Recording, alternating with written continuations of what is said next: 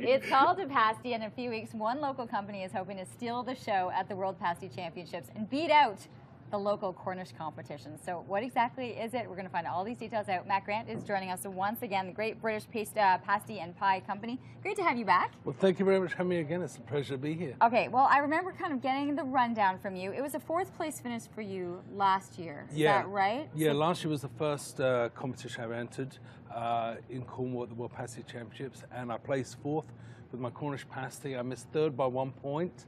So I missed the podium last year, so I'm hoping to bring it home for Canada this year. See, I think we're anticipating that. Do you know what you're going in with? I'm not too sure what flavor I'm going to enter in yet, because I have to prepare everything over in England for the contest. So I have a few ideas and a few ones I may pop in, but it's going to be a surprise, I think, is what I enter. Okay, people are now seeing what the pasty is out on the table, but for those who aren't familiar, and it was my first lesson last time when you were on, what is it? What are we looking at here? So a pasty, it's a traditional hand pie. It dates back to the Middle Ages, made famous by the Cornish miners, who would take them down into their mines as their meals. Very robust, basically the first fast food, very convenient. It has the traditional roped edge. The crimping is done that way so they can hang on to it. They eat their pasty and then they chuck that away, because when you're mining for tin, arsenic is present, so there's a possibility of poisoning. So you keep the outer rims? Yeah, you hold on to it. Like this is how I cut them so you can see what's inside, but they would eat it like this and then just discard the crust. Tail. Yeah. It's like when the kids don't eat the rest of their sandwich because they throw out the crust. Exactly. That's almost the crust. Exactly. Now, there's something about these that you were very particular about, the way that you've done the crust, and you think that's why these have been so popular. Yeah, I definitely think that's the key.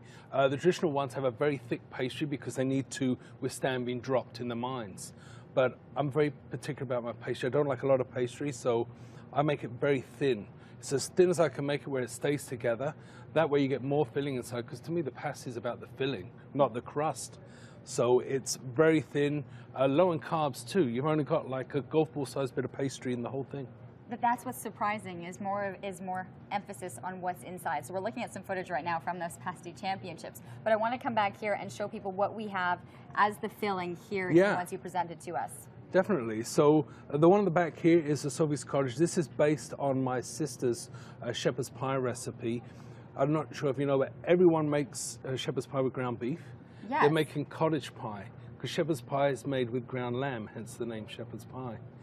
So I'd never liked shepherd's pie, but my sister made a great one. So this is based on her recipe. That's dedicated to her. Okay, next. This one is the Cornish. This is the traditional. It's cube steak, potatoes, onions, and rutabaga. I used the traditional recipe, and that was the one I placed 4th with last year at the World Pasty Championships. This is a dessert one. Everyone was after me to make a sweet one, so I made an apple one based on my mum's apple pie recipe. Oh gosh, okay. It's a lovely one. Does Mom approve, by the way, of these? My mum does, yeah. She's giving us the thumbs up right now. And I get her in the kitchen the odd time she comes to help me out. She's amazing. Okay. Learned everything from my mum. Okay, then really quickly, I want to do this one. This is the pulled pork.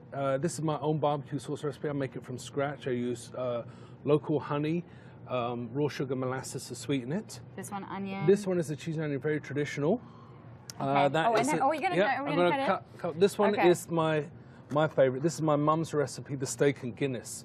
So this one, I slow cook the steak in Guinness beer, and it does something to the gravy. It's amazing. And you don't know which one of these recipes you're going to use at the competition? I don't know yet. We'll see. I may give you some tips when I get there. Maybe you have people help you out, because people can order these. You're at the farmers markets, but you also have a chance to you can order online. You can visit my website. It's going to be your last chance this weekend to get some before I go to the contest. We're going to be away for a few weeks. Website, I'm at Ottawa Farmers Market every Sunday. I'm also at the Beechwood Market on Saturdays in the summer. And then you can make the orders and then get them delivered. Yeah, you can pick them up in Arnprior, Awesome. Henry's standing by. Do you want, can we do it again? Yeah, for sure. Okay. Please. Are you going to go with the Guinness one? For me, it's the onion cheese one I'm going with. You said there was one for me to try. Well, they're all for you to try. And it's still hot. You got a pulled pork one, that's my own barbecue sauce recipe.